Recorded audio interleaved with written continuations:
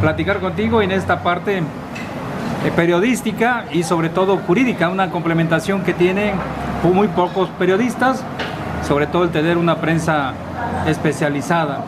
Ahora, con ese cúmulo de conocimientos que te caracteriza en la publicación de diferentes artículos periodísticos y entrevistas, ¿qué opinión te merece respecto a las ternas que han propuesto y que han desfilado para ocupar diversos cargos y sobre todo que son examinados por senadores o a veces diputados y que pues tú bien sabes que la Constitución Política de los Estados Unidos mexicanos solamente requiere la edad para ser diputado, para ser senador, y en este caso para algunos cargos sí se requieren algunos otros requisitos? ¿Cuál es tu crítica? Pues antes que nada es un placer estar contigo, doctor, agradecerte en esta oportunidad las veces que has participado en los espacios que estamos manejando, porque ha sido una base de ilustración a mucha gente y eso es una labor social que se logra con hechos más que con palabras. Creo que has hecho una labor social importante en todas estas cápsulas que he tenido yo el gusto de participar contigo. Respecto a la situación política que está viviendo el país y específicamente en estas tercias, creo que uno como periodista y como ciudadano necesitaría conocer más a las personas que fueron presentadas. Creo que estamos viviendo una era de cambios. Me gusta que sean nuevos políticos los que se están presentando a la baraja de siempre, los hombres de siempre, los hombres que envejecían en un puesto de poder, nacían y morían corruptos y eran los mismos nombres. Me gusta la idea que el nuevo gobierno esté lanzando nombres nuevos, aunque sí me gustaría que también fueran hombres preparados, no nada más los nombres. No conozco en profundidad ni su historial académico, ni sus conocimientos, ni su comportamiento, pero en la época que está viviendo el país, creo que sí necesitamos hombres preparados, pero lo que más necesitamos es hombres con moralidad, hombres cuyo currículo, más que académico, sea un currículo honesto, de perfiles honestos. Y estas personas pues lo garantizan, no sé si sean honestas o no, pero lo garantizan porque por lo menos son nuevos en el funcionamiento público de gobierno. No los conozco a fondo, te lo repito, pero creo que ya nos tenemos que dejar de Salvadores, Silva, Gerson, ¿no? Del Mazo, y ahora lo que necesitamos es hacer un equipo de gobierno sin que haya estrellas sobresalientes. Y fueron interrogados, fueron exhibidos, pero es muy fácil exhibir a una persona cuando uno tiene el cuestionario como la senadora Xochitl, una senadora que primero debería de cultivarse en su manera gramatical y en su manera verbal de dirigirse como funcionaria que gana un sueldo por parte del pueblo de México, y después ya tener un cuestionamiento. Y ahorita te puedo agarrar un diccionario y es más fácil ser cantinero que borracho. Esa es mi opinión. Algo muy importante que hablas sobre la moralidad y no precisamente de moral, porque lo segundo que comentas es la praxis de lo primero. Ahora bien, respecto a la rectitud que se merece ocupar un cargo, como es el prerequisito que señalas, que es la honestidad. Esto es muy importante y recurrente. ¿Será honesto aspirar a un cargo cuando no se tienen conocimientos específicos y especializados sobre ese cargo? No, yo creo que nosotros conocemos la corrupción como aquel que roba, aquel que utiliza el erario público. Y la corrupción no es nada más eso. La corrupción también es aceptar un cargo cuando no se tiene la capacidad para cubrirlo, como lo que tú me estás mencionando. Y claro que es otra forma de corrupción. Es otra forma de corrupción. Sin embargo, creo que estamos viviendo una época política emergente. No es lo mismo un sistema neoliberalista que ya tenía más de 18 años como maquinita, a un nuevo sistema de gobierno que ni siquiera ha dado el primer paso. Entonces ahorita tienes que requerir de todas y de todos los que tengan voluntad de hacer las cosas. Fíjate que yo creo que este no es un movimiento revolucionario ni ideológico, pero sí electorero, y entonces no hay materia prima para sacar esto adelante. Lo que tú me dices, creo que sí, es deshonesto aceptar un cargo que no estás capacitado para él. Eso también es corrupción. ¿No te parece, dentro de los conocimientos que te permiten lanzar un análisis y hacer una retrospectiva y una prospectiva respecto a los cargos que ocupan muchos de los funcionarios, en este caso a veces hasta de elección popular, y que por el lado de la Constitución Política de los Estados Unidos mexicanos los requisitos son mínimos, cuando la responsabilidad es muy grande, en donde se deben de tomar en cuenta, aparte de esos prerequisitos, sino conocimientos más especializados que nos permitan y que permitan al funcionario desarrollar y hacer un mejor trabajo? Sí, yo creo que sí, pero también considero que en este momento estamos viviendo una etapa de construcción. No, todo sería más fácil si estuviéramos en una etapa de reconstrucción. Es decir, empezar a construir de lo bueno y dejando lo malo. En este momento creo que no hay nada bueno. Estamos empezando de un cero de estado, y partiendo del cero de estado te tienes que agarrar de lo que haya. Pero sí es muy importante no caer en lo mismo, no caer en la corrupción. Creo que, a tu pregunta, creo que sí se necesitan puestos que tengan mayores requisitos de exigencia, no solamente requisitos académicos, sino requisitos de experiencia y de voluntad, sobre todo política, porque la voluntad política no solamente se puede demostrar en cargos políticos, pero en este momento estamos viviendo un momento de emergencia, ¿eh? Yo creo que ahorita lo que más necesitamos son hombres honestos, en primer término, y hombres preparados en segundo. Ya habrá tiempo para que esto, en vez de ser una construcción, se vuelva una reconstrucción. No tenemos nada bueno. Eso es volver la manecilla al bien y el mal. Estamos en un concepto de segundo nivel de metodología dentro del ámbito jurídico. Esto es el justnaturalismo, y estamos en el justpositivismo en el segundo contexto. Pero ya en esta época estamos viviendo el justmarxismo, justsociologismo, justrealismo, la deóntica analítica, y todavía estamos en el segundo plano dentro de la metodología jurídica. ¿No te parece que también estamos viendo con ojos tal vez de algún prejuicio de que no tenemos nada bueno? Estamos en un segundo contexto. ¿Y no te parece, José Ángel, que dentro de la teoría de Jacques Derrida, de la deconstrucción, en donde se establece que para construir tenemos que retomar de lo que ya tenemos? Por eso no podemos partir de cero, porque si partimos de cero desde el mundo occidental, estaríamos hablando del vacío. Pero si te refieres al cero maya, estaríamos hablando de la creación, que son contextos diferentes. Me gustaría saber tu opinión. Mira, yo creo que estamos viviendo una teoría absolutista. En la vida ni todo es bueno ni todo es malo, pero en el momento, hablando estrictamente de lo político, todo es malo. Todo es malo porque vivimos de una dictadura priista, de una dictadura ejercida en un gobierno de saqueo. Si tú te das cuenta, lo bueno que tiene este país no lo construyó el neoliberalismo. El Seguro Social, por ejemplo, una institución digna, el Ejército Mexicano, una institución digna, fueron instituciones que fueron creadas antes del neoliberalismo.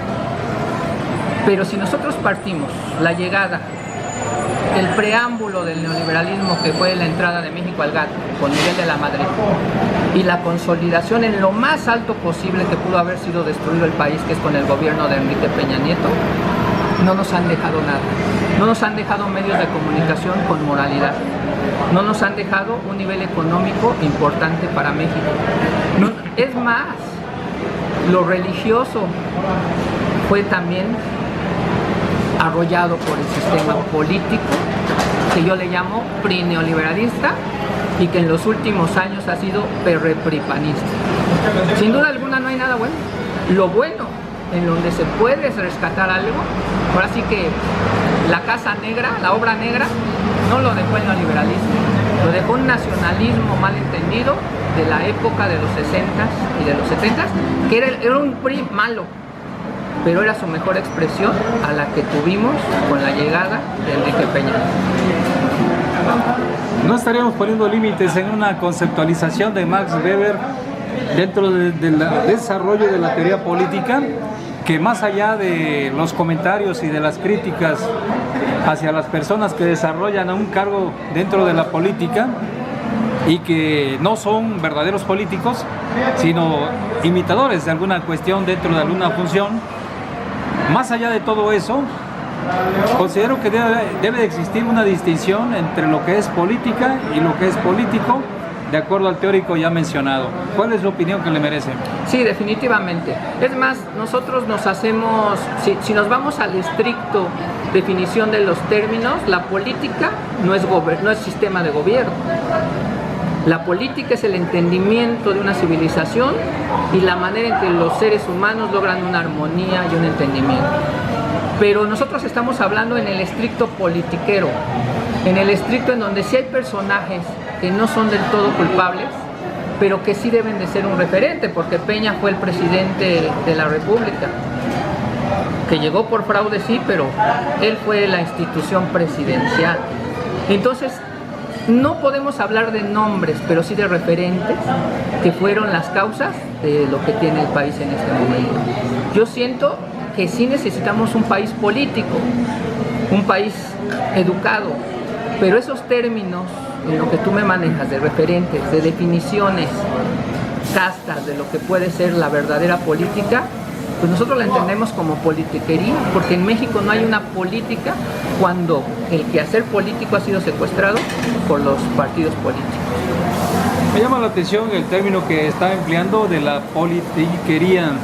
Eso lo podemos encontrar en alguna de las páginas de la Real Academia, o es un uso costumbrista, es algo de la jerga, digamos, que se emplea. Esa es una pregunta que me llama mucho la atención, el emplear a veces vocablos que no están registrados dentro del seno, digo, correcto, de una buena comunicación. Y la segunda, José Ángel, si me permites, sí, estás hablando de sistema, de un sistema.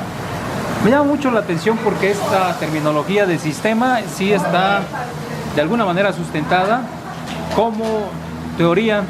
Hay sistemas complejos, sistemas de lenguaje, sistemas de comunicación, sistemas, todo un sistema. Para que algo sea sistema, necesita cumplir con ciertos prerequisitos para que sea sistema. Un sistema debe ser autorreproductivo, autopoético, autorregulativo, debe de ocupar una memoria, debe tener una entrada, una salida. No sé si a esos sistemas te refieras, José Ángel. Mira, vamos por partes. La primera pregunta me causa, pues te iba a decir mucha gracia, pero es que tienes razón, doctor. Hemos llegado al extremo de poner a México tan desnutrido que el país ha requerido de su propio lenguaje. La politiquería, lógicamente, que pareciera que nada más existe en México. La ganancia electorera, no electoral. La vendimia de pensamiento, la desnutrición de valores, vocablos que pareciera que fueron inventados en México. ¿Y por qué pareciera? Porque ahí es la muestra de que fue un terremoto político el que acabó con nuestro sistema como país y que tuvimos que utilizar nuestros propios vocabularios, nuestras propias herramientas para un destrozo político y económico que yo lo equivalgo a la bomba atómica que se dio en una guerra mundial. Ahora, respecto a los sistemas, México vive de sistemas, pero realmente no son sistemas, más bien son recursos. Porque el sistema, como tú lo dices, viene preestablecido, encauzado, organizado, funcional. Y en México los sistemas han sido distorsionados y no los hemos podido solucionar y hemos tenido que usar recursos el recurso del programa alimenticio, que me va a durar 6 años, el recurso del programa deportivo, pero no nos vamos al sistema real de qué queremos gobernar. Yo te diría que tan hemos fallado en sistema y hemos sido un país de recursos, no de sistema, que no podemos definir ni siquiera nuestro sistema de gobierno. ¿Qué somos? ¿Capitalistas? ¿Socialistas? ¿Comunistas? ¿Neoliberales? ¿Fifís? ¿Chairo? ¿Qué somos? Ni siquiera esa identidad tenemos como país. Somos una mezcla de un país doblemente colonizado por el imperio extranjero de Estados Unidos y por la corrupción nacional, que hasta ahorita la identificamos como PRI-gobierno. Algo muy importante, José Ángel, sobre todo tus comentarios son bastantes ilustradores respecto a una circunstancia mexicana. Sin embargo, también refieres que no como en otros países, ¿verdad?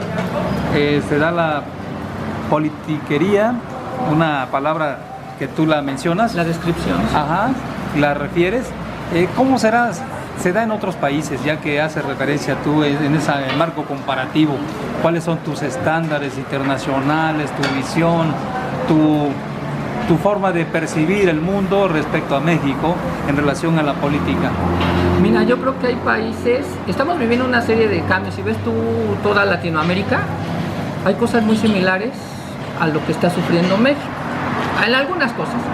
Pero yo te puedo hablar de políticas internacionales más definidas, como es Estados Unidos.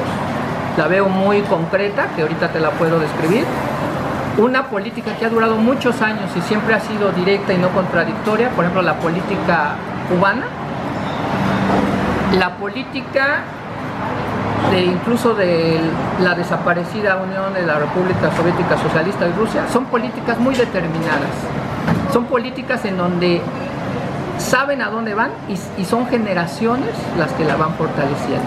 Eso para mí es una característica de una política que va madurando y que va progresando. Muy diferente a una política, por ejemplo, la venezolana. No sabemos para dónde va. No sabemos, aparentemente la política de Chávez era la misma que la política de Nicolás Maduro. Y son diferentes.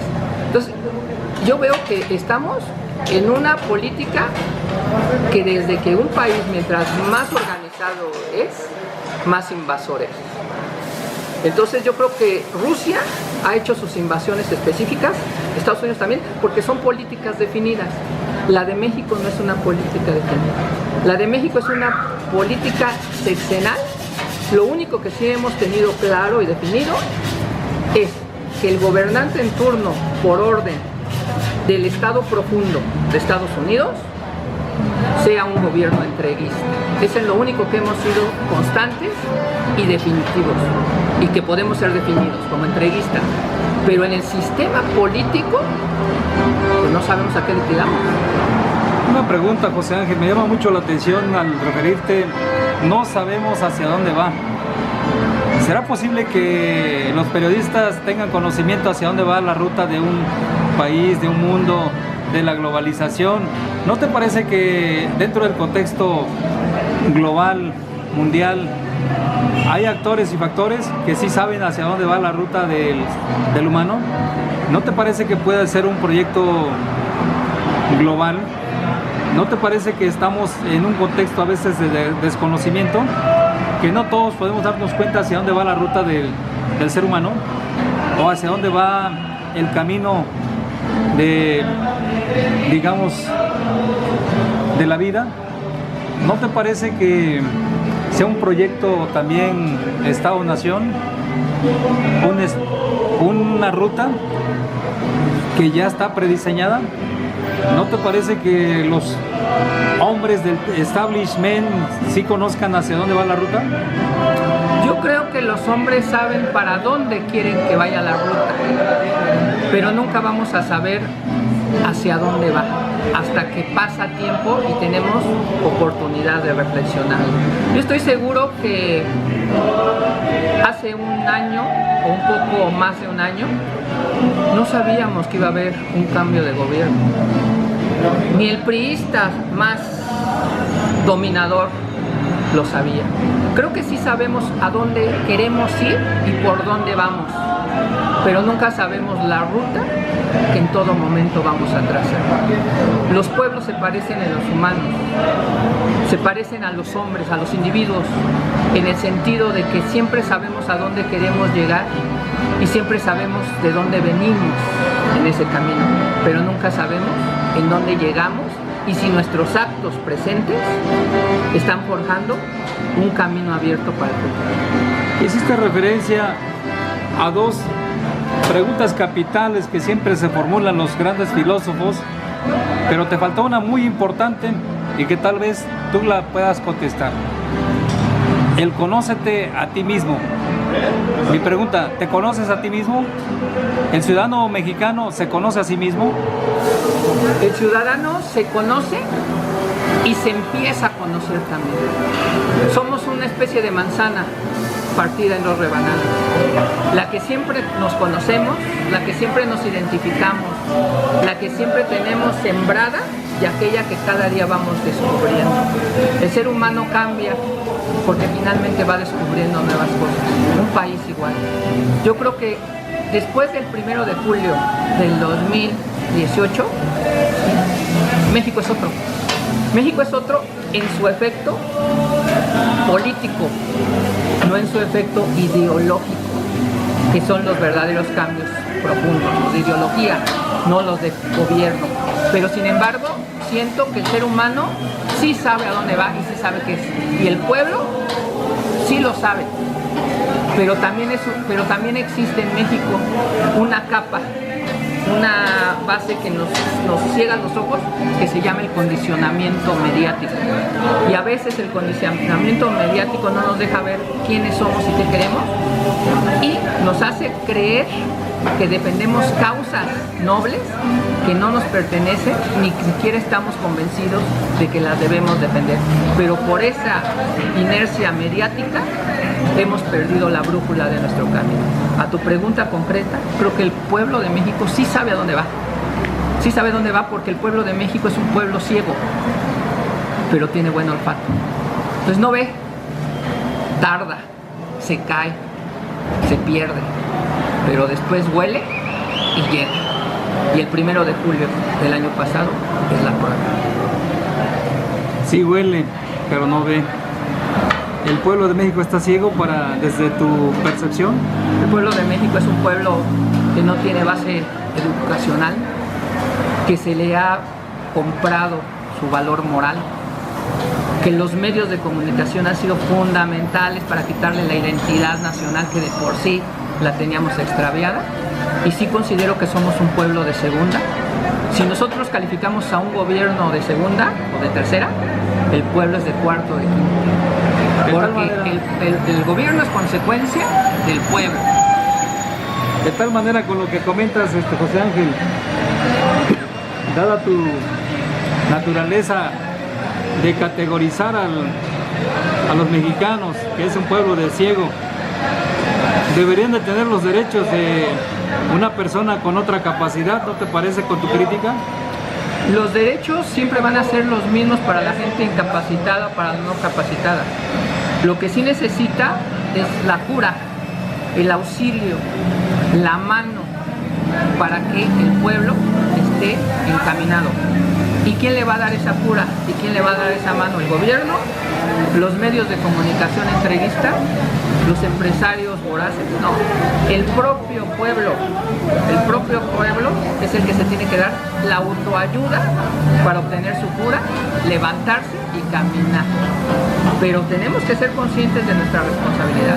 Tenemos que ser conscientes, tú lo ves en la música, en el arte, en la política, en cualquier rubro que tú me digas, en el deportivo. Las nuevas generaciones están distraídas. Los grandes triunfos son individualistas, no como país. Entonces ya es hora de que veamos como país. En este momento hay un hombre que quiere sacar adelante al país. Ya hay 20,000 más que dicen que es absurdo que esté el presidente que tenemos ahorita. ¿A quién querían? ¿A Naya? ¿Al falsificador de pruebas como Anaya? ¿Al vendepatrias como mí? ¿O a Colosio? que acabó con el Infonavit. No, el pueblo es el que tiene la solución para sacar adelante al propio pueblo.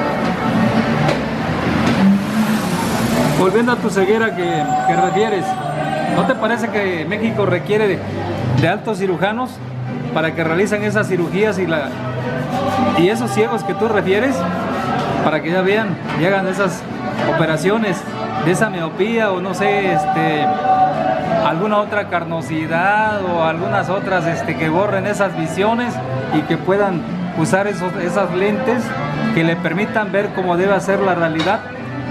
Doctor, más que cirujanos, yo creo que necesitamos brujos, milagros. Necesitamos gente con voluntad de hacer las cosas. Yo no lo digo porque estés tú aquí.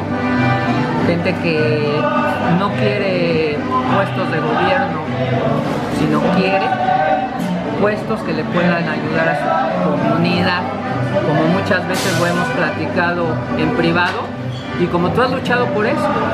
Creo que México necesita más que un doctor de medicina familiar o general. Necesitamos cirujanos especializados, pero no nos da tiempo, porque el enfermo, en lo que buscamos al cirujano, el enfermo está agonizando. Entonces nos tenemos que agarrar de lo que hay. No hay de otra. Esto es lo que hay. Y de eso empezar a construir. No podemos reconstruir. Necesitamos brujos y chamanes. Necesitamos a la bruja Zulema. Y luego ella falla. El brujo mayor. Y luego dice que va a ganar el Cruz Azul. Pero sí estamos en una situación grave en el país, pero también estamos en una situación de oportunidades. ¿Qué le recomiendas a los mexicanos? Les recomiendo que apoyen al actual gobierno. Si apoyaron a los otros ladrones, pues ¿por qué no apoyar a darle una oportunidad?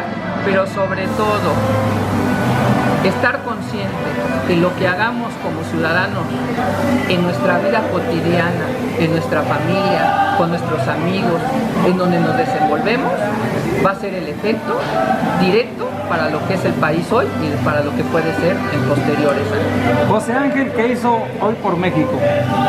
No me gustaría hablar de lo que hizo. Mira, yo me dedico al periodismo como un oficio y me gusta mostrar lo que está pasando en México para que el mexicano reflexione respecto a su punto de vista individual, no al que yo le estoy brindando. No me gustaría hablar de lo que yo hago. No es el mundo fifi. Es el mundo más bien fifichairo. O es el mundo cantinflesco que conocemos en los 50. Lo que no me gustaría es que fuera el mundo del Señor de los Cielos o el mundo que nos están dando la televisión mexicana. Nos gustaría un mundo real, un mundo donde la niñez no puede estar contaminada por lo que nosotros queremos decirle que sea el mundo y que ellos tienen la oportunidad de hacer su propio mundo. Hay que sacrificar un par de generaciones para que tengamos resultados de ese mexicano que queremos. Creo que las generaciones que se tuvieron que sacrificar ya se sacrificaron. Ya tuvimos generaciones de plástico. Si tú ves un mexicano brillante, Krause, Octavio Paz, Cuevas, gente vendida por el gobierno para tapar lo que sucedió en octubre 2 del 68. Esos son nuestros intelectuales orgánicos, más bien son inorgánicos. No, lo que necesitamos es que el pueblo se eduque por mí mismo, meta valores a sus hijos, por convencimiento, que no sea de la boca para afuera. Eso es lo que necesitamos. Pero realmente no tenemos ni ejemplos ni necesitamos muestras de lo que tenemos que hacer. Y eso tiene que ser ya ahorita. Pero hablas de convencimiento, convertir, es convertir. Convencimiento es convertir. El convertir con más de lo mismo, con otra cultura. No, ¿Cómo puedes convertir a alguien solo no convertido? No, el convencimiento es estar seguro de la propuesta cultural de México. La propuesta cultural de México no hay que cambiarla, ni hay que convertirla. Hay que asumirla, pero convencidos de que eso lo tenemos que hacer diariamente, no nada más como una presunción de nuestra cultura. Y esa cultura es muy diferente a la situación política que tiene el país. ¿México tiene cultura o subcultura? México tiene una cultura, y una cultura rica, y México es un país rico. Por eso, no solamente deberíamos de estar saliendo de un problema de corrupción, sino deberíamos de estar apuntando a ser una potencia mundial, porque culturalmente lo somos. Y mira, yo quiero a todos los países somos humanos. Al final, las fronteras fueron inventadas para un orden geológico, pero este cachito que nos tocó de terreno, que se llama México, es un país con una cultura enriquecedora y rica, que son cosas muy diferentes. ¿Aguanta otro saqueo por los españoles? Pues no sé si aguante otro de los españoles, pero a lo mejor se aguanta otro de Salinas o de Peña. De los españoles yo creo que sí la libramos, pero de otros, del neoliberalismo yo creo que ya no. Muchas gracias, José Antonio, con el gusto. José Ángel Martínez. Eso es el neoliberalismo, ¿eh? Ya te cambié de nombre. Me estás poniendo otra marca. No. Con la mundialización. No, yo te agradezco, eres un hombre con el cual se gusta conversar. Yo ya te iba a decir conservador. No. Te estás desquitando. No, pero bueno. Es agradable siempre platicar con gente inteligente, con gente preparada. Y yo siempre he dicho que el país necesita oportunidades. Y aquí tiene la oportunidad de un hombre que ejerce la política, que lo puede hacer. Y que el día que lo logres, si es que lo logras, porque ya ha habido fallidos, ha habido estados fallidos, ha habido muchas fallas en tu intento, estoy seguro que va a ser para bien de este país. Que así sea. Muchas gracias, José Ángel. Y como siempre, es un agrado compartir estas cámaras en un ambiente en donde está el pueblo reunido, en donde la música se siente del pueblo, se escucha, en donde están los taqueros, nuestros amigos que están aquí sirviendo la comida y también están haciendo mucho por México. Gente que está trabajando. Eso no